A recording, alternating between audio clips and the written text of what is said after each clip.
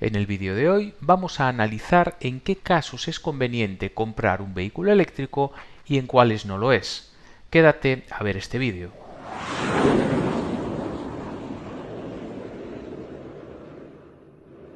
En el escenario actual, en el que aún existe mucho desconocimiento respecto al vehículo eléctrico, nada menos que uno de estos vehículos, el Tesla Model Y, se convirtió en el coche más vendido del mundo, no solo en el vehículo eléctrico más vendido, sino en el vehículo general más vendido a nivel mundial durante todo el año 2023. Existe un amplísimo y muy controvertido debate entre los usuarios que apoyan el coche eléctrico y los que lo repudian. Se trata de un debate sin término medio, o me quieres o me odias. Y este debate de extremos confunde a muchos potenciales compradores de vehículos eléctricos, pues si ya es difícil tomar la decisión de pasarse a una nueva tecnología, el hecho de que exista una extensa comunidad de personas que defiendan a capa y espada la inviabilidad del vehículo eléctrico hace que dar el paso sea para un grupo aún muy reducido de valientes. En el vídeo de hoy analizaremos la viabilidad o no de los coches eléctricos a día de hoy, concluyendo en qué casos concretos es conveniente dar el salto a esta nueva tecnología y en cuáles no lo es. Un vehículo eléctrico es mucho más eficiente que uno de gasolina o diésel. Para que os hagáis una idea, la eficiencia energética de un motor de combustión está en torno al 40%, mientras que la eficiencia de un motor eléctrico es superior al 90%. Si bien es cierto que los procesos de carga y descarga de las baterías y los sistemas electrónicos de control también inducen pérdidas de rendimiento, la eficiencia de todo el conjunto del vehículo eléctrico está en torno al 80%, lo cual lo convierte en mucho más eficiente que un vehículo diésel o gasolina tradicional.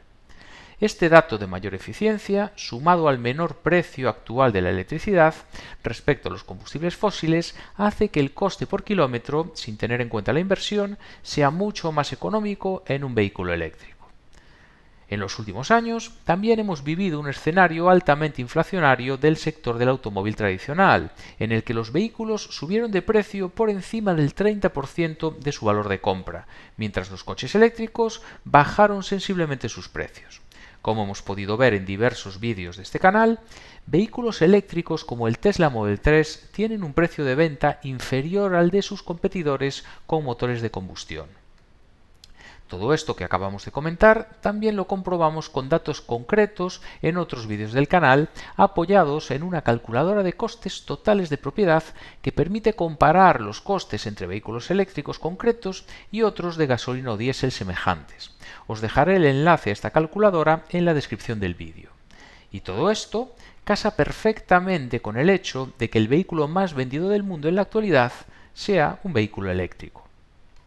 Aún así, que un vehículo sea mejor en términos generales no quiere decir que lo sea en todas las situaciones. Por lo tanto, debemos centrarnos en el análisis de los factores negativos del vehículo eléctrico para poder decidir si en un caso concreto la compra de un coche eléctrico es o no es acertada. En resumen, un vehículo eléctrico es superior a un vehículo tradicional en todo excepto el almacenamiento de energía. Un vehículo eléctrico es más suave, potente, silencioso, eficiente, incluso más barato y más ligero que uno de combustión. El único problema del vehículo eléctrico es la acumulación de energía eléctrica. En un vehículo diésel o gasolina, la acumulación de energía se hace rellenando el combustible líquido de muy alta densidad energética en un tanque, lo cual implica un lastre en cuanto a peso, volumen y coste muy contenidos. Además, al tratarse de un fluido, su repostaje conlleva muy poco tiempo. En cambio, la acumulación de energía en los vehículos eléctricos en la actualidad se hace mediante baterías de litio, que aunque han mejorado mucho su tecnología, siguen siendo muy pesadas, voluminosas, caras y su carga implica, en el mejor de los casos, 4 o 5 veces más de tiempo que en los vehículos tradicionales.